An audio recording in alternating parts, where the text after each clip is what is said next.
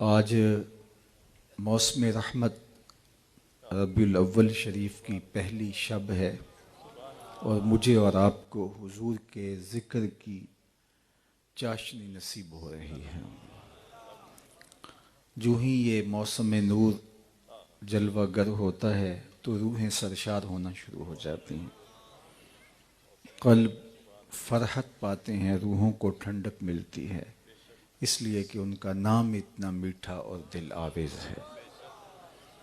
شیخ مہدی الفاسی مطالع المسرات شرح دلائل الخیرات میں لکھتے ہیں، حضور علیہ السلام کا ذکر سن کر جس شخص کے کلیجے میں ٹھنڈ نہیں پڑتی، اس کے سینے میں دھڑکنے والا دل کسی مومن کا دل ہی نہیں ہو سکتا۔ تو یہ تو ہمارے لیے ایک سہانا لمحہ ہے کہ ہم حضور علیہ السلام کے ذکر کی لذات سے بہرہ ہو رہے ہیں۔ اور آج محبت رسول کانفرنس کے عنوان سے منعقدہ پروگرام میں ہم حاضر ہیں۔ یہ کوئی ایسا لفظ نہیں ہے کہ جو ہم نے پہلی بار سنا ہو۔ جب سے ہوش سنبھالی ہے ہم محبت کے لفظ سے آشنا ہیں اور محبت کے مفہوم سے تو ہوش سنبھالنے سے پہلے ہی آشنا ہیں۔ اہل سخن نے، شعراء نے، دانشوروں نے محبت کے بارے میں اتنا کچھ لکھا کہ اس کا احاطہ ممکن نہیں ہے۔ کسی نے کہا کہ کسی کے لیے رجحان قلب محبت کہلاتی ہے، کسی نے کہا کہ بہت سارے لوگوں میں کسی ایک کو ترجیح دینا محبت کہلاتا ہے۔ کسی نے کہا کہ میلان قلب، رجحان دل جس کی طرف ہو جائے اور پھر اپنی ساری توجہات کا اس کو مرکز بنا لیا جائے تو اسے محبت کہا جاتا ہے۔ علامہ اقبال علیہ رحمہ نے ایک نظم محبت کے عنوان سے بہت خوبصورتی کے ساتھ اس مفہوم کو بیان کیا کہ محبت کہاں سے آئی، اس کا وطن اور دیس کہاں ہے، اور اس عالم امکان میں یہ نور کب اترا اور یہ کن چیزوں کا مجموعہ اور مرکب ہے اور اس کی کرشمہ سازیاں کیا ہیں۔ تو اس نظم کا عنوان ہی محبت ہے اور وہ بہت پہلے سے اس کہانی کو شروع کرتے ہیں۔ عروس شب کی زلفیں تھیں ابھی نا آشنا خم سے، ستارے آسماں کے بے خبر تھے لذت رم سے، قمر اپنے لباس نو میں بیگانہ سا لگتا تھا، نہ تھا واقف ابھی گردش کے آئینے مسلم سے، ابھی امکان کے ظلمت خانے سے ابری ہی تھی دنیا، ہویدا تھی نگینے کی تمنا چشم خاتم سے، سنا ہے عالم بالا میں کوئی کیمیا گھر تھا، سنا ہے عالم بالا میں کوئی کیمیا گھر تھا، صفا تھی جس کی خاک پا میں بڑھ کر ساغر جم سے، لکھا تھا عرش کے پائے پہ ایک اکسیر کا نسخہ، چھپاتے تھے فرشتے جس کو چشم روح آدم سے، نگاہیں طاق میں رہتی تھیں لیکن کیمیا گر کی، وہ اس نسخے کو جانتا تھا بڑھ کر اسم اعظم سے، بڑا تسبیح خوانی کے بہانے عرش کی جانب، تمنائے دلی بھر آئی سائے پیہم سے، پھر آیا فکر اجزا نے اسے میدان امکان میں، چھپے گی کیا کوئی شے بارگاہ حق کے محرم سے، چمک بجلی سے پائی چاند سے داغ جگر مانگا، حرارت لی نفس ہائے مسیح ابن مریم سے، ذرا سی پھر ربوبیت سے شان بے نیازی لی، ملک سے عاجزی افتادگی تقدیر شبنم سے، پھر ان اجزاء کو گھولا چشمائے حیواں کے پانی میں، مرکب نے محبت نام پایا عرش اعظم سے۔ محوس نے یہ پانی پھر ہستی نوخیز پہ چھڑکا، گرا کھولی ہنر نے اس کے گویا کار عالم سے، ہوئی جنبش ایاں ذروں نے لطف خواب کو چھوڑا، گلے ملنے لگے اٹھ اٹھ کے اپنے اپنے ہم دم سے، خرام ناز پایا آفتابوں نے ستاروں نے، چٹخ غنچوں نے پائی داغ پائے لالا زاروں نے۔ اقبال کا نقطہ نظر یہ ہے کہ یہ آسمانی تحفہ ہے جو حضرت آدم اپنے ساتھ لے کر کے آئے، اور اگر میں اس عنوان کو آگے بڑھاؤں تو درد محبت سینے میں رکھا اور پھر اس دنیا کے اوپر بھیج کر کے ہجر کی لذتیں بھی کاٹنے کو کہا گیا تاکہ نسل انسانی اس درد کی کیفیتوں سے آشنا ہو۔ تو محبت ایک تقدس مآب جذبہ ٹھہرا، اور یہ آسمانی تحفہ ہے جس کو ہمارے جد امجد اپنے ساتھ لے کر اپنے دل میں سمو کر کے اس دنیا پر تشریف فرما ہوئے۔ تو جب یہ ہمارا ورثہ ہے، ہماری طبع کے اندر راسخ ہے، اور ہم محبت کے بغیر رہ نہیں سکتے، تو پھر ہمیں کوئی محبوب تلاش کرنا ہوگا، چونکہ جب دل ہے تو کوئی دل بر بھی ہوگا۔ غالب نے کہا تھا کہ جاں اگر دل غم اگرچہ جاں گسل ہے، پہ کیا بچیں کہ دل ہے، غم عشق اگر نہ ہوتا غم روزگار ہوتا۔ اس نے کہا جب سینے میں تڑپتا ہوا دل رکھتے ہیں تو پھر لازمی ہے کہ اس دل کے اندر کسی کو بسانا بھی پڑے گا۔ اگر آپ اس دل کو اس کی غذا فراہم نہیں کریں گے تو پھر یہ مارا مارا پھرے گا اور غم دنیا کا گرفتار ہو جائے گا۔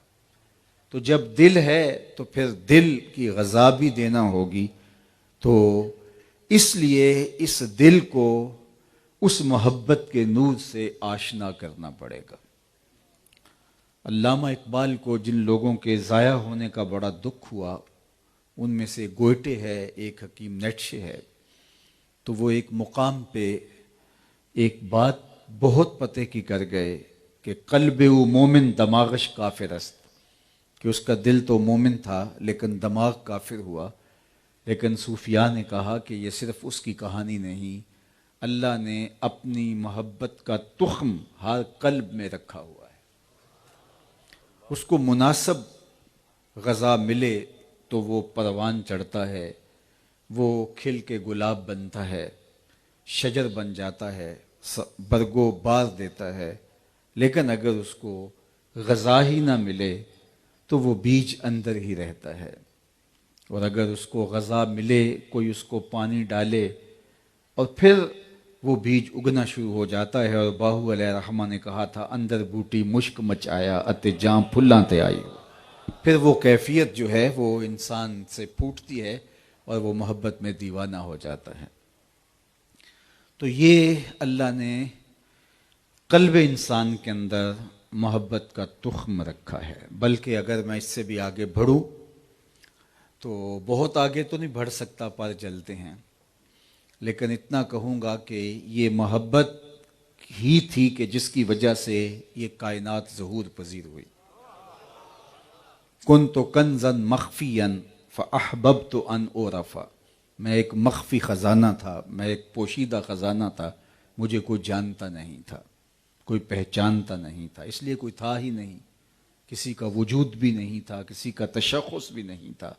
فاحببت ان اعرف، پھر میں نے خود ہی چاہا میں پہچانا جاؤں۔ عشق کا ذوق نظارہ مفت میں بدنام ہے، حسن خود بے تاب ہے جلوہ دکھانے کے لیے۔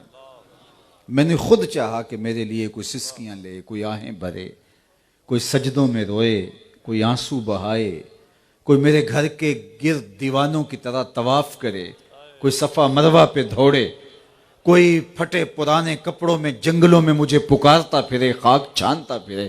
فَأَحْبَبْتُ أَنْ أُعْرَفَ، جب میں نے چاہا کہ میری معرفت ہو، میری پہچان ہو، تو پھر فخلقت الخلق، تو میں نے مخلوق کو تخلیق کر دیا۔ اور حضرات صوفیہ فرماتے ہیں کہ پھر پہلا تعین، پہلا تشخص ذات رسالت مآب صلی اللہ علیہ وآلہ وسلم، ان کو اللہ نے اپنے جلووں سے تخلیق کیا، اور پھر اس نور سے پوری کائنات کو خلعت وجود ملا۔ تو یہ کائنات ہی محبت کی وجہ سے معرض وجود میں آئی، اور اگر محبت نہ ہوتی تو یہ کائنات کبھی بھی معرض وجود میں نہ آتی۔ پردہ اخفا میں رہتا وہ جلوہ مستور، اور کوئی اسے جاننے والا، پہچاننے والا، اس کی کوئی پوجا کرنے والا نہ ہوتا۔ لہٰذا اس محبت نے اس کائنات کو منصہ شہود پہ لا کر کے یہ ساری کائنات کے رنگ بھرے۔ تو محبت ہی کائنات کی اصل قرار پائی۔ اقبال نے کہا تھا، محبت عشق ہی ابتدائے ذات، عشق ہی انتہائے ذات، عشق نہ ہو تو شرح دیں بت کدہ تصورات۔ پھر کچھ باقی بچتا ہی نہیں ہے۔ تو یہ بات طے ہے کہ انسان محبت کے بغیر نہیں رہ سکتا، اس کو کسی نہ کسی سے تو محبت ہوگی۔ تو غالب نے کہا کہ جب دل بچ ہی نہیں پاتا تو پھر اس کو کسی محبوب کے جلووں میں گم کرنا ہوگا۔ اب یہ طے ہے کہ محبت کے بغیر انسان رہ نہیں سکتا، تو پھر دل در بدری کی سزا کیوں کاٹے، اور پھر وہاں دل کیوں پامال ہو جہاں اس کی قدردانی نہ ہو، تو پھر دل کو وہاں لگنا چاہیے جہاں اس دل کی قدر بھی پہچانی جائے۔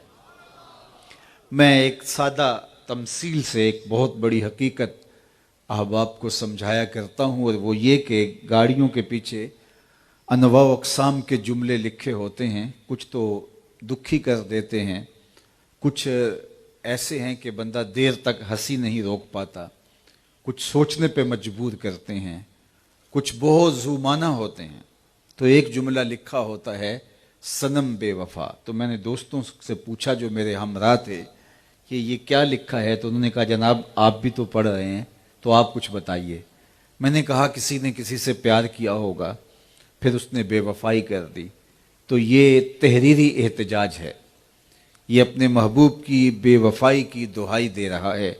میں نے کہا صاحب تو نے پیار اس سے کیا جس نے بے وفائی کر دی، تجھے ایک چوکھٹ بتاؤں، جب وہ ہاتھ پکڑتے ہیں تو حشر کے دن بھی نہیں چھوڑتے۔ ان سے محبت کا ربط جوڑو، ان سے عشق کا تعلق قائم کرو کہ جو عشق کی ریت نبھانا جانتے ہیں، جو ہاتھ پکڑتے ہیں تو پھر حشر کے دن بھی نہیں چھوڑیں گے۔ ان سے محبت کا ربط و رشتہ قائم کرو۔ اور دوسری بات میں یہ بتاؤں کہ دنیا کی محبتیں اچھے بھلے انسان کو رسوا کر کے رکھ دیتی ہیں۔ غالب نے کہا تھا کہ عشق نے غالب نکما کر دیا، ورنہ ہم بھی آدمی تھے کام کے۔ اب وہ کون سا عشق ہے جو اچھے بھلے انسان کے پلے کچھ نہیں چھوڑتا، منہ دکھانے کے لائق نہیں رہتا، پھرتے ہیں میر خار کوئی پوچھتا نہیں، اس عاشقی میں عزت سادات بھی گئی۔ وہ عشق جو عزت سادات کو بھی لے ڈوبتا ہے، میں اس عشق کی کہانی نہیں سنا رہا جو کیس کو مجنوں اور دیوانہ بنا دیتا ہے اور وہ گلیوں کی خاک چھانتا ہے۔ میں اس عشق کی کہانی آج کے اس سٹیج پہ نہیں چھیڑ رہا، میں اس عشق کی کہانی چھیڑ رہا ہوں جو بلال کو عظمتوں کی اس معراج پہ بٹھاتا ہے کہ جس بلال کو کوئی پاس بٹھانے کے لیے تیار نہیں ہوتا، حضور معراج سے پلٹتے ہیں اور پوچھتے ہیں بلال کون سا عمل کرتا ہے، میں تیرے قدموں کی آہٹ جنت میں سنی۔ یہ بندہ نواز عشق ہے، یہ سرخرو عشق ہے، یہ پستیوں سے اٹھا کے اوج ثریا کی بلندیوں تک پہنچا دیتا ہے۔ میں اگر آپ سے پوچھوں کہ جس زمانے میں میرے حضور تشریف لائے اس زمانے کے خاقان کا نام کیا تھا، تو شاید آپ میں سے کوئی نہ بتا سکے سوائے اس کے کہ جس کا تاریخ سے بہت گہرا شغف ہو۔ چلو میں یہ پوچھتا ہوں، جس زمانے میں میرے حضور تشریف لائے تھے اس زمانے کے کیسر کا نام کیا تھا؟ اس دور کی سپر طاقت تھی رومن امپائر، اس کے حکمران کا نام کیا تھا؟ شاید کیسر روم کا نام بہت کم لوگ بتا سکیں۔ اچھا، اس دور کی دوسری بڑی طاقت کسرا ایران کا نام کیا تھا؟ اس دور کے کسرا کا نام کیا تھا؟ تو شاید یہ بھی بہت تھوڑے لوگ بتا سکیں۔ اور اگر میں اس مجلس میں موجود سب سے کم عمر بچے سے پوچھوں کہ میرے حضور کے مؤذن کا نام کیا تھا، شہنشاہوں کے نام تو زمانے کو بھول گئے، کج کلاہوں کے نام تو زمانے کو بھول گئے، لیکن میرے حضور کے بلال کا نام زمانے کو کبھی نہیں بھولا۔ علامہ اقبال علیہ رحمہ عمومی طور پہ تخلص اقبال ہی کرتے تھے اور یہ استعمال بھی نہیں کرتے تھے، لیکن کبھی کبھی انہوں نے تخلص کو استعمال کیا ہے، تو ذرا ان کا ایک رنگ دیکھیے۔ اقبال یہ کس کے عشق کا فیض عام ہے؟ اقبال یہ کس کے عشق کا فیض عام ہے؟ رومی فنا ہوا حبشی کو دوام ہے۔ رومی شہنشاہ اس دور کی سپر طاقت، لیکن آج زمانہ اس کا نام بھی نہیں جانتا، اور دنیا کے جس کونے پہ بھی چلے جاؤ بلال حبشی کے نام کی مسجد ضرور ملے گی آپ کو۔ یہ ہے عزت اور یہ ہے رفعت جو ان کے نام سے جڑی ہے۔ وہ عشق جو نکما کر دیتا ہے اور اچھے بھلے انسان کی عزت پامال ہو جاتی ہے، لیکن اس عشق سے وابستگی پستیوں سے اٹھا کے بلال حبشی کو اوج ثریا کی بلندیوں تک پہنچا دیتی ہے۔ اللہ اکبر۔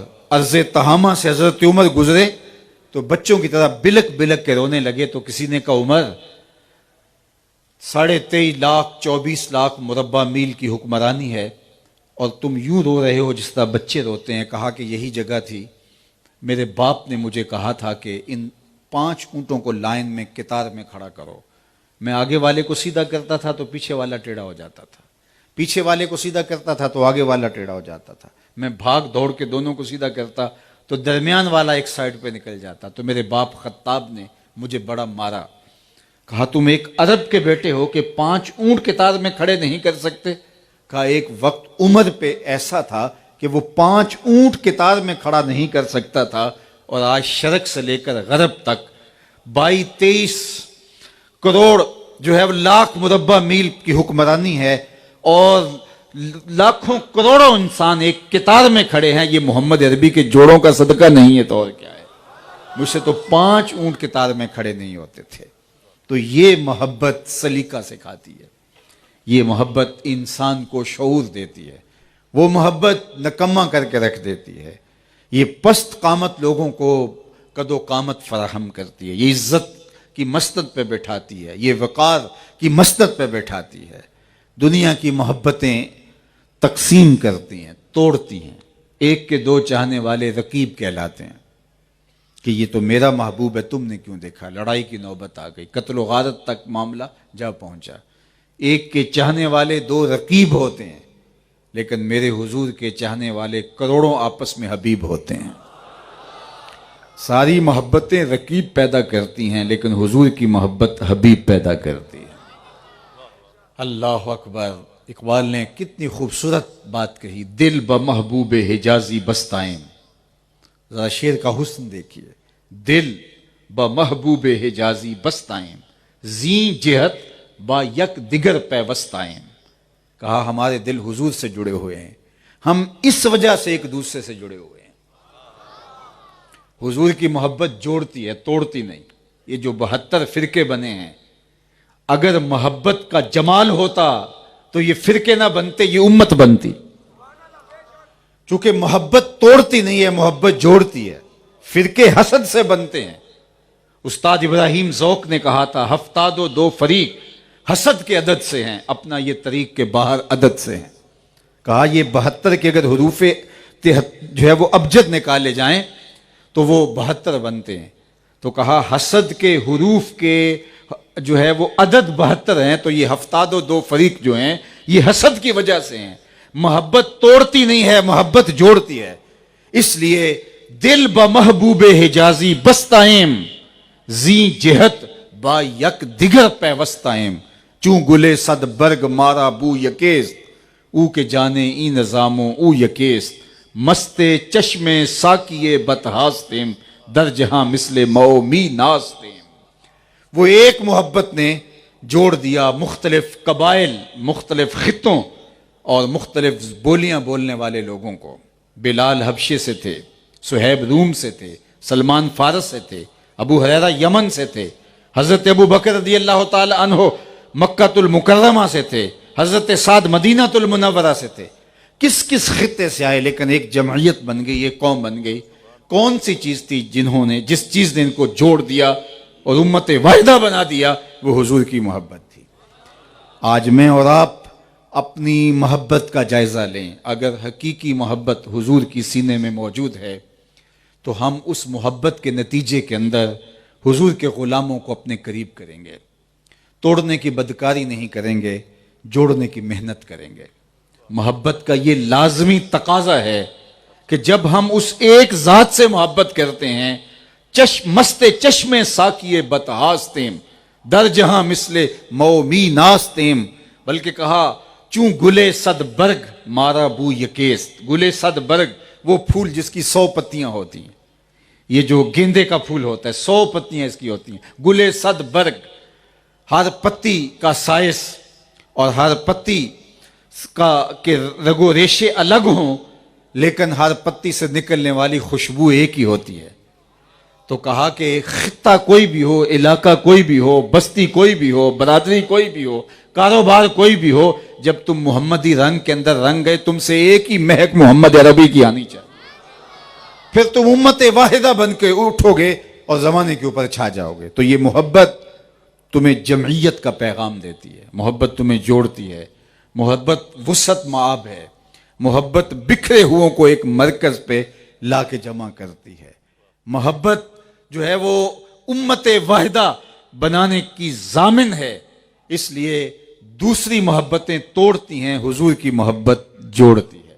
تو آئیے ہم ذات رسالت مآب صلی اللہ علیہ وآلہ وسلم کے ساتھ جب ادعائے محبت رکھتے ہیں، جب حضور کے ساتھ جب ہم جو ہے وہ عہد غلامی کرتے ہیں، اور ہمیں جب یہ دعویٰ ہے کہ ہم حضور کے غلام ہیں، تو پھر آئیے ہم ان کی غلامی کا رنگ روپ اپنے چہرے بشرے سے اور اپنے طرز زندگی سے اور اپنے انداز معاشرت سے چھلکتا ہوا دیکھ پائیں۔ اس لیے کہ محبت محض زبان کا دعویٰ نہیں، محبت دلیل چاہتی ہے، اور محبت سراسر عمل کا نام ہے۔ محبت پستیوں سے اٹھا کر کے اوج ثریا کی بلندیوں تک پہنچا دیتی ہے، اور محبت قوت کا نام ہے۔ محبت قوت کی ضامن ہے۔ محبت مجھے اگر آپ پوچھیں کہ اقبال کے سارے کلام کا رس نچوڑو، تو میں سارے کلام کا رس نچوڑ کے اقبال کے ایک شعر کو آپ کے سامنے رکھوں گا کہ قوت عشق سے ہر پست کو بالا کر دے، دہر میں اس میں محمد سے اجالا کر دے۔ تو محبت پست کو بالا کرتی ہے اور یکجا کرتی ہے، اور دہر میں اس میں محمد سے اجالا ہوتا ہے۔ تو کیا میں اور آپ محبت کے ان تقاضوں کے ساتھ اپنے آپ کو ہم آہنگ پر کر پائے؟ یہ موسم ربیع الاول جلوہ گر ہو رہا ہے، آئیے میں اور آپ اپنا جائزہ ضرور لیجئے۔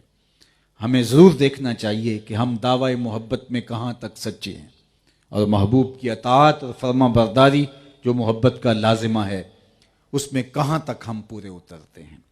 اللہ کے محبوب علیہ السلام کا حکم ہو اور محب اس حکم کو ماننے میں تردد کرے تو اس کو محب نہیں کہیں گے۔ آئیے میں تمہیں ایک کہانی سناتا ہوں۔ اللہ کے محبوب علیہ السلام کا عشق، حضور کی محبت جب ان لوگوں کے رگ و ریشہ میں محو نفوذ ہوتا ہے، تو پھر محب کی تو منشا ہی، محبوب کی منشا جب محب تک پہنچ جاتی ہے تو یہی اس کے لیے کافی ہوتا ہے کہ میرے محبوب کی چاہت کیا ہے، اس سے باقاعدہ احکام کا انتظار کرے کہ محبوب کا میرے نام حکم کیا ہے، یہ تو بہت دور کی بات ہے۔ وہ یہ جان لیتا ہے کہ میرے محبوب کی منشا کیا ہے، اور اس منشا کے مطابق اپنی زندگی کو ڈھالنے میں اسے کوئی دقت نہیں ہوتی، اس لیے کہ محبت خود بخود جو ہے وہ محبوب کی اطاعت اور فرما برداری کے سانچے میں ڈل جاتی ہے۔ مدینہ المنورہ میں حضور علیہ الصلوۃ والسلام گزر رہے ہیں تو ایک گلی میں ایک مکان بنتا ہوا دیکھا۔ اس طرز کے مکان حضور کو پسند نہیں تھے، جس شکل اور جس حیت کا وہ مکان تھا۔ تو آقا کریم علیہ السلام نے پوچھا کہ یہ مکان کس کا ہے؟ تو بتایا گیا فلاں صحابی کا ہے، انصاری صحابی تھے جن کے بارے میں بتایا گیا۔ تو آقا کریم نے کچھ نہیں کہا، گزر گئے۔ کسی نے جا کے اس انصاری صحابی کو بتایا حضور گزرے تھے، تیرا مکان دیکھا تھا، اور چہرے پہ اظہار پسندیدگی نہیں آیا، شاید حضور نے پسند نہیں کیا. 2-4 دن بعد دوبارہ حضور علیہ السلام کا ادھر سے گزر ہوا تو دیکھا ملبے کا ڈھیر پڑا ہوا ہے. تو آقا کریم نے فرمایا وہ بلاؤ سے بلایا گیا. فرمایا میں گزرا تھا تیرا مکان دیکھا تھا اور آج میں دیکھ رہا ہوں کہ ملبے کا ڈھیر ہے اور اس بات کو بھی 2 دن 3 دن گزرے ہیں. تو اس نے کہا حضور میں نے گرا دیا ہے. تو آقا کریم نے فرمایا کیوں؟ سنیے اس کا جواب. آقا کریم نے فرمایا کیوں؟ اس نے کہا سنا تھا آپ کو پسند نہیں، سنا تھا آپ کو پسند نہیں. میں اور آپ سر سے لے کر پاؤں تک، عقیقے سے لے کر ولیمے تک، نجی زندگی سے لے کر امور سیاست تک، طرز معاشرت سے لے کر کے پوری زندگی پر غور کریں ہمارا کیا کیا حضور کو پسند نہیں. ہمیں اچھی طرح پتہ ہے ہمارا کیا کیا حضور کو پسند نہیں، لیکن ہم آنکھیں بند کر لیتے ہیں. محمد دی زیارت محمد دے رنگ وچ اے ٹھگ بازیاں جانے پیارا محمد. اقبال نے کہا تھا چوں بنا میں مصطفیٰ خانم درود، از خجالت آب می گردد وجود، عشق می گوئے کہ محکوم غیر، سینہ تو از بتا مانند دیر، تا نداری از محمد رنگ و بو، از زبان خود میالہ نام او. کہا کہ جب میں ان پہ درود پڑھتا ہوں تو شرمسار ہو جاتا ہوں اور میں اپنے آپ کو دیکھ کر کہتا ہوں کہ جب تو حضور علیہ الصلوۃ والسلام کی طرز زندگی کو اپنے اوپر نہیں اتار سکا تو حضور کے نام کو اپنی زبان سے میلا نہ کر. اور اس کا ترجمہ میرے شیخ نے 2 لفظوں میں یوں کیا، یاری لا تو پاک نبی سنگ، اے پر پوری یاری، پھر درود قبول ہے تیرا لکھ نہ لو ایک واری. تو محبت اس بات کا تقاضا کرتی ہے کہ محبوب کی منشا کو محب جان لے. ایک صحابی آئے اور انہوں نے حضور سے سلام لیا تو آقا کریم نے جواب نہیں دیا بلکہ رخ پھیر لیا. انہوں نے یہ سمجھا کہ یہ اتفاقاً ہو گیا ہے، بعض اوقات کسی کی توجہ نہیں ہوتی. تو جدھر حضور نے رخ پھیرا تھا انہوں نے ادھر سے جا کے دوبارہ سلام عرض کیا تو آقا کریم نے پھر رخ پھیر لیا. حضور بہت شفیق تھے لیکن اب رخ پھیرنا یہ کوئی معمولی بات نہیں تھی. تو وہ سمجھ گئے کہ کوئی ماجرا ہے. اب وہ صحابہ سے پوچھتے پھرتے ہیں کہ میں نے حضور کو سلام عرض کیا ہے لیکن حضور نے اعراض کیا، شاید کوئی ایسی بات ہے جس کو میں نہیں جانتا، تم بتا سکتے ہو ناراضگی کی وجہ کیا ہو سکتی ہے؟ تو انہوں نے غور کیا اور کہا کہ یہ تم نے جو سونے کی انگوٹھی پہن رکھی ہے حضور اس سے منع فرما چکے ہیں. ان الذهب والفضة حرام لذکور امتی، سونا اور چاندی حضور کی امت پر منع کر دیا گیا، گناہ بے لذت ہے، منع کیا گیا. یہ زیب و زینت عورتوں کو زیب دیتی ہے اور وہ بھی 4.5 ماشے سے کم. ایک چاندی کی انگوٹھی مرد کے لیے جائز رکھی گئی ہے اور اس کے علاوہ مرد کو ان چیزوں کے پہننے کی اجازت نہیں ہے. تو کہا یہ سونے کی انگوٹھی ہے. شاید حضور کی ناراضگی کا سبب یہ ہو چونکہ تم موجود نہیں تھے، حضور اس سے منع فرما چکے ہیں. تو وہ آگے بڑھا اور یوں انگوٹھی اتار کے حضور کی خدمت میں پیش کرتے کہا حضور کہیں اس وجہ سے ناراض تو نہیں یہ رہی؟ تو آقا کریم نے وہ انگوٹھی پکڑی اور یوں پھینک دی. ناراضگی کی وجہ یہی تھی. بیٹھ گیا، مجلس جاری رہی، دیر تک گفتگو چلتی رہی. جب مجلس برخاست ہوئی لوگ اٹھ کے گھروں کو جانے لگے تو یہ بھی الٹے پاؤں پلٹے. تو کسی نے کہا وہ جناب انگوٹھی تو اٹھا لو، تم تو شرعاً نہیں پہن سکتے لیکن تمہاری بیوی کے لیے پہننا تو جائز ہے. تو اس نے جو جواب دیا وہ سنیے. تو اس صحابی نے کہا واللہ لا آخذہ ابدا وقد طرحہ رسول اللہ صلی اللہ علیہ وآلہ وسلم. اس نے کہا اللہ کی قسم میں اس انگوٹھی کو کبھی بھی نہیں اٹھاؤں گا جس کو میرے حضور نے پھینک دیا ہے.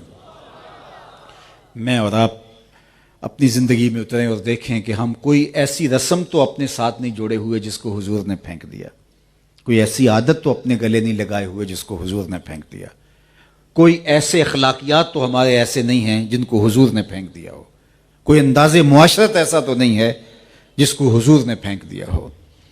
اور اگر ہمارے ساتھ ایسی بہت ساری چیزیں جڑی ہیں جس سے حضور نے بیزاری کا اظہار کیا ہے اور ہم ان کو اختیار کرتے ہیں اور سمجھتے ہیں کہ ہم بہت بڑے محب رسول ہیں، تو سوالیہ نشان ہمارے اوپر کھڑا ہوتا ہے کہ ہم کھڑے کہاں ہیں. تو محبت تو حکم تو دور کی بات ہے، محبوب کا حکم آنا اور محبوب کا فرما دینا وہ منشا ہی کافی سمجھتا ہے، یہ محبت کا تقاضا ہے اور یہ محبت کے لوازمات سے ہے۔ تو کہا واللہ لا آخذہ ابدا وقد طرحہ رسول اللہ صلی اللہ علیہ وآلہ وسلم، جس کو میرے حضور نے پھینک دیا ہے اس کو کبھی بھی میں نہیں اٹھا سکتا۔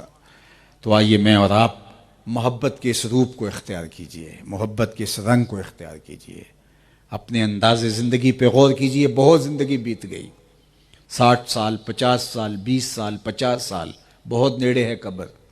ہم اللہ کے حضور پیش ہونے والے ہیں، اس کے رسول کے سامنے بھی ہم نے حاضر ہونا ہے، قبل اس سے کہ وہ وقت آئے کوئی حجت باقی نہ رہے۔ پھر انسان کہے تھوڑی سی تو زندگی تھی، اللہ اس کے رسول کے بتائے ہوئے طریقے کے مطابق بھی گزار کے آ سکتا تھا، میں نے کیوں نہیں گزاری؟ لیکن پھر پچھتانے سے کیا فائدہ؟ آج کا پچھتاوا کل کی بہتری کی ضمانت ہے۔ کل کا پچھتاوا سوائے حسرت بڑھانے کے علاوہ اور کچھ نہیں ہوگا۔ وقت پر کافی ہے قطرہ بھی آب خوش ہنگام کا، جل گیا جب کھیت برسا می تو پھر کس کام کا۔ اور میرے امام نے کہا تھا آج لے ان کی پناہ، آج مدد مانگ ان سے، کل قیامت کو نہ مانیں گے اگر مان گیا۔ تو آج مجھے اور آپ کو اپنے اوپر غور کرنا ہوگا، سویر سے لے کر شام تک اپنی زندگی کو اپنے سامنے رکھ کے اس کو پرکھنا ہوگا، اپنی راتوں کو، اپنے شب و روز کو، اپنے کاروبار کو، اپنے انداز معاشرت کو، اپنے طرز زندگی کو، اپنے رویوں کو، اپنے اخلاقیات کو، اپنی زندگی کے ایک ایک گوشے پر نظر ڈالنا ہوگی کہ میرے پیارے محبوب علیہ السلام کا اس حوالے سے کیا حکم ہے، کیا منشا ہے، اور شریعت کا کیا تقاضا ہے، اور میں کہاں کھڑا ہوں۔ تو اگر ہم اپنے آپ کا محاسبہ کر کے اپنی زندگی کو ان خطوط پہ لے آتے ہیں تو ہمارا میلاد میں آنا حضور علیہ السلام کی خوشنودی کا باعث بن سکتا ہے۔ ورنہ ہم اگر ساری رات بھی کھڑے ہو کے درود پڑھتے رہیں اور حضور کے بتائے ہوئے طریق کے مطابق چلنے کے لیے آمادہ نہ ہوں تو پھر ہم کسی سے نہیں، خود سے سوال کیجئے ہم کھڑے کہاں ہیں اور ہماری زندگی کس سمت جا رہی ہے۔ آقا کریم نے وضو فرمایا اور وضو کا پانی صحابہ نے زمین پہ نہیں گرنے دیا بلکہ وہ صحابہ کے ہاتھوں پہ آ گیا اور انہوں نے اپنے چہروں پہ مل لیا۔ تو جب انہوں نے حضور کا غسالہ وضو کا گرا ہوا پانی اپنے ہاتھوں پہ لے کے اپنے چہروں پہ مل لیا تو آقا کریم علیہ السلام نے صحابہ کے اس محبت برے عمل کو دیکھ کے فرمایا کہ ما حملکم علی ھذا، صحابہ مجھے بتاؤ تمہیں اس چیز پر کس نے آمادہ کیا ہے؟ میں نے تو حکم نہیں دیا، اپنے وضو کے گرتے ہوئے پانی کو تم ہاتھوں پہ لے لو اور پھر اپنے چہروں پہ مل لو، یہ تمہارا عمل ہے، اس کا حکم میں نے تمہیں نہیں دیا لیکن تم نے یہ عمل کیا۔ ما حملکم علی ھذا، تمہیں اس بات پر کس چیز نے ابھارا؟ تو صحابہ نے جو جواب دیا وہ سنیے، انہوں نے کہا حب اللہ و رسولہ، اللہ اور اس کے رسول کی محبت نے۔ حضور کا پیار ہمیں اس بات کا تقاضا کرتا ہے کہ ہم آپ کے بدن سے چھوا ہوا پانی بھی زمین پر نہ گرنے دیں، وہ ہمارے ہاتھوں پہ آئے اور ہمارے چہرے کا غازہ بنے اور ہماری آنکھوں کا سرما بنے اور ہم اپنے چہرے پہ، اپنے سینے پہ، اپنے بدن پہ ملیں۔ یہ ہے آپ کی محبت، جس محبت نے ہمیں اس بات کی طرف ابھارا کہ ہم اس پانی کو زمین پر نہ گرنے دیں۔ حضور علیہ السلام نے اس کی نفی نہیں کی لیکن ایک اور بات ارشاد فرمایا جو یہ چاہتا ہے کہ اللہ اس کے رسول سے پیار کرے اور اللہ اس کا رسول اس سے پیار کرے، اس کو چاہیے اپنے ہمسائے سے سلوک اچھا کرے۔ جب وہ کسی سے عہد کرے تو اس عہد کو پورا کرے۔ تو حضور علیہ السلام اور فرمایا کہ جب بولے سچ بولے، 3 باتیں حضور نے فرمایا کہ جو چاہے، یعنی تمہارا یہ عمل کہ تم نے میرے وضو کے پانی کو زمین پر نہیں گرنے دیا، تمہارا عمل میں اس کی نفی نہیں کرتا، لیکن یہ تمہارا جس جذبے کے لیے یہ عمل کرنا ہے تو سن لو، تم میں سے جو کوئی چاہتا ہے کہ اللہ اس کے رسول سے پیار کرتا ہے اور وہ چاہتا ہے کہ اللہ رسول بھی اس سے پیار کریں تو اس کو یہ 3 کام بھی ساتھ کرنے ہوں گے۔ ایک یہ کہ جب بھی بولے سچ بولے، اپنے ہمسایوں کے ساتھ سلوک اچھا کرے، اور جب اس کے پاس امانت رکھی جائے تو اس امانت کو ادا کرے، اللہ اکبر، عہد کو پورا کرے۔ یہ ہے حضور کی طرف سے تاکید محبین کے نام، ان کی محبت کا انداز، اس کی نفی نہیں، آج میں اور آپ اپنی محبت کے جو بھی رنگ آہنگ اور ڈھنگ اختیار کرتے ہیں، یقیناً یہ آقا کریم کی محبت کی وجہ سے ہی پیدا ہوتے ہیں۔ لیکن حضور علیہ السلام کا یہ فرمانا اس لیے تھا کہ محبت کے ایک پہلو کو لے کر کے کہیں میری شریعت کو اور اخلاقیات کو نظر انداز نہ کر بیٹھو۔ اس لیے میں یہ بات آپ سے کہہ رہا ہوں کہ ہمارا یہ محافل کا انعقاد اور یہ سب کچھ اور اس مہینے میں جو کچھ ہوگا اللہ قبول فرمائے، لیکن یہ نہیں کہ ہم اس کو بہانہ بنا کر کے شریعت کا جو نظام ہے اور جو اخلاقیات ہمیں سکھائے گئے ہیں ان سے جو ہے وہ پہلو تہی کریں اور ہم سمجھیں کہ حضور علیہ السلام کی خوشنودی ہمیں حاصل ہو پائے گی۔ حضور علیہ السلام کی خوشنودی حاصل کرنے کے لیے آقا کریم کے دیے گئے نظام حیات کو، نظام زندگی کو اپنے روحوں کے اندر، اپنے قلوب کے اندر، اپنے اندر جذب کرنا ہوگا۔ میرے وعدے پہ نہ رہیے، میں بہت اچھا خطیب ہوں اور آپ کو مبہوت کر دیتا ہوں اور آپ کو اس بات پہ مطمئن کر کے گھر بھیجتا ہوں کہ تم حضور کی محفل میں آ گئے ہو، اب تم بخشے ہوئے ہو، اب کوئی ضرورت نہیں ہے تمہیں کچھ عمل کرنے کی۔ میرے پاس بہت اچھی آواز ہے اور میں کسی شاعر کے کلام سے ایسا منتخب کلام آپ کے سامنے رکھتا ہوں جس کا نتیجہ یہ ہوتا ہے کہ آپ کہیں بس ٹھیک ہے ہم یہاں آ گئے ہیں تو یہ ہمارے لیے کافی ہے۔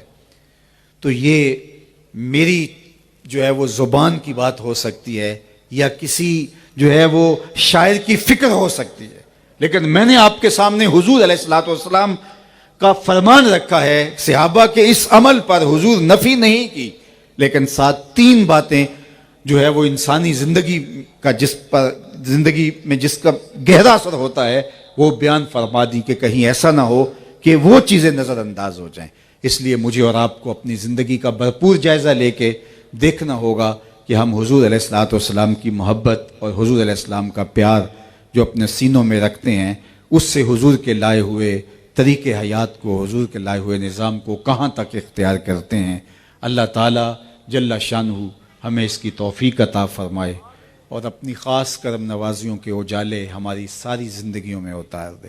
اصل میں مغرب کی نماز کے بعد گفتگو کرنے کا عادی ہوں، آج ایک مدت کے بعد اتفاق ایسا ہو گیا، یہاں کے انتظامی امور جیسے بھی تھے تو وہ ایک عادت بنی ہوئی ہوتی ہے، تو میں آج تھوڑا الجھ کے گفتگو کر رہا ہوں، لیکن جو میں نے کہا اس کے ٹوٹے اور الجھے لفظوں کے اندر بھی اتر کر کے پیغام کو اخذ اور قبول کرنے کی کوشش کرو۔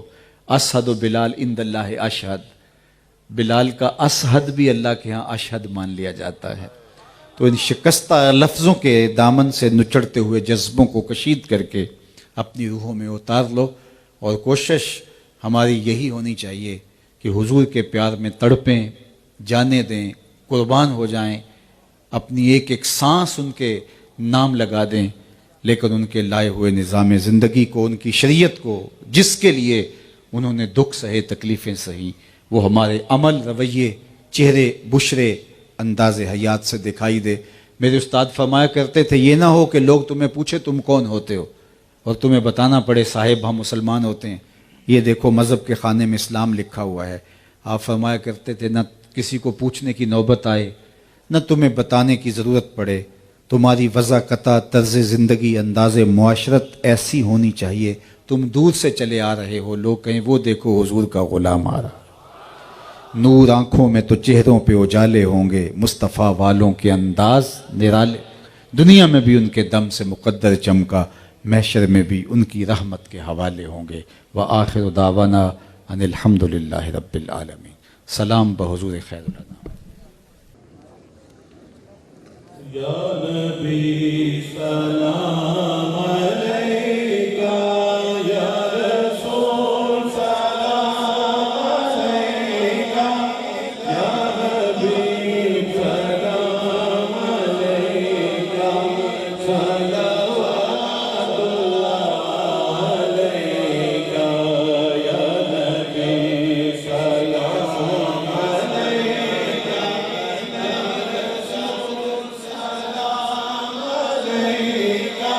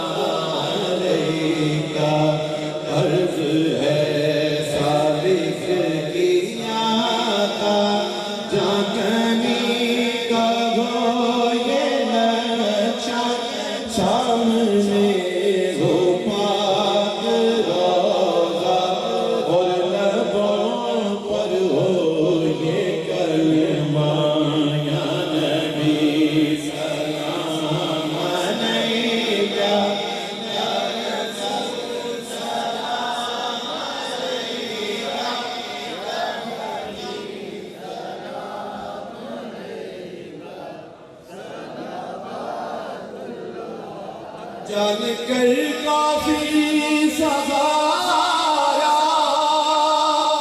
لے لیا گئے تمہارا خلق کے وارث خدارا دو سلام تو ہمارا یا نبی سلام علیکہ یا رسول سلام علیکہ یا حبیب سلام علیکہ صلوات اللہ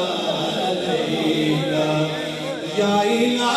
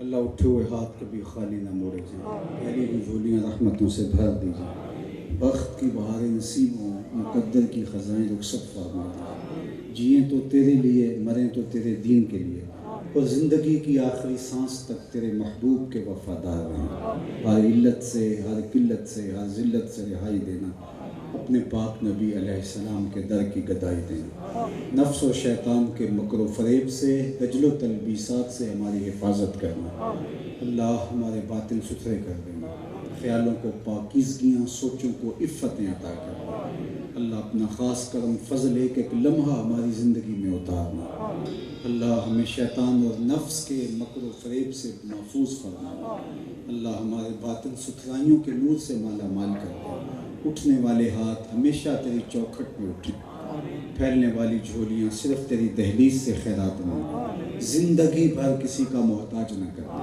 ہمیشہ اپنی چوکھٹ کا فقیر رکھنا، رزق حلال، رزق وسیع، رزق سہل، رزق مبارک اور رزق فراواں عطا کرنا، حرام کے ایک لقمے سے بھی محفوظ کرنا، ہماری پیشانیوں کو 5 گانا سجدوں کا نور دینا، ہماری پیشانیوں کو 5 گانا سجدوں کا نور دینا، اللہ ہماری پیشانیوں کو 5 گانا سجدوں کا نور دینا، اللہ ہم سب کو اپنی پناہیں دینا، اپنی امان دینا، حفاظتوں کا حصار دینا، میرے وطن کی خیر کرنا، اللہ میرے ملک کو معیشت کا جمال دینا، معاشرت کا حسن دینا، اللہ میرے وطن کے چپے چپے کی حفاظت فرمانا، پورے عالم اسلام کی خیر فرمانا، امت جہاں جہاں بھی ظلم اور جبر کی باہوں میں کسی کرا رہی ہے نجات دینا، امت کو کھویا ہوا وقار دینا، بٹکے ہوئے آہو کو پھر سوئے حرم لے چل، اس شہر کے خوگر کو پھر وسعت صحرا دے، میں بلبلے نالا ہوں اس اجڑے گلستان کا،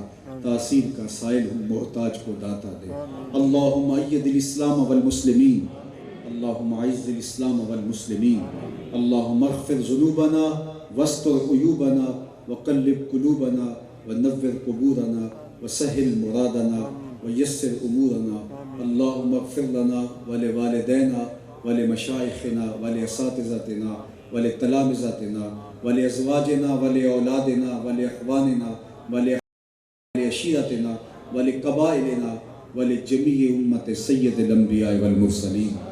اللہ آج کی اس بابرکت محفل کا ایک ایک لمحہ قبول فرما، سیرت کمیٹی کے جملہ اراکین کو اس کی بہتر جزا اور صلہ عطا کر، جتنے لوگ دور و نزدیک سے چل کر آئے واپس گھروں میں پہنچنے سے پہلے اس اجتماع میلاد کی برکتیں سب کے گھروں تک پہنچا، اللہ صاحب میلاد رسالت مآب صلی اللہ علیہ وآلہ وسلم کی کامل، مکمل اور اکمل اتباع کی ہمیں توفیق عطا کرے۔ آقا کریم کی اداؤں کو اختیار کرنے کی توفیق، حضور کے بتائے ہوئے طریق کے مطابق زندگی بسر کرنے کا جذبہ، اے اللہ شریعت بیضا کی مطابقت کے اندر شب و روز گزارنے کی توفیق عطا فرما، راہ دین پہ چلنا ہمارے لیے آسان کر دیا جائے، اپنی کرم نوازیوں سے ہمیں مالا مال فرمایا، اللہ اٹھے ہوئے ہاتھ خالی نہ موڑے جائے، اپنی رحمتوں کا حصار دیا جائے، اپنی پناہوں کا حصار دیا جائے، آبرومند زندگی سے نوازا جائے، زندگی میں کبھی بھی رسوا نہ ہونے دیا جائے، آخرت کی رسوائیوں سے محفوظ فرما، اللہ آخرت کے دکھوں سے محفوظ فرما، اللہ ہمارے فوت شدگان کی مغفرت فرما، ہمارے ماں باپ کے درجے بلند فرما، جن کے والدین زندہ و جاوید ہیں اللہ انہیں لمبی صحت بری زندگی عطا کرنا، ہماری نسلوں کو راہ دین پہ مستقیم کرنا، حضور کے ذکر سے ہماری زبانیں تر رہیں، پاکیزہ سوچوں سے ہمارے دماغ مہکتے رہیں، اللہ خیالات کی پاکیزگیاں عطا کرنا، ہماری آنکھوں کو شرم و حیا کے اجالے دینا، ہماری بیٹیوں کو پردے کا نور دینا، ہمارے جوانوں کو اللہ شرم و حیا کے اجالے بخش دینا، اللہ اس امت کو کھویا ہوا وقار دینا، اپنا خاص کرم اس وطن عزیز کے شامل حال فرمانا، نیک اہل باوقار اور دیانتدار صالح پاکیزہ فکر حکمران اس وطن کا مقصود فرمانا، صلی اللہ تعالی علی النبی الامین وآلہ وصحبہ اجمعین، والسلام علیکم۔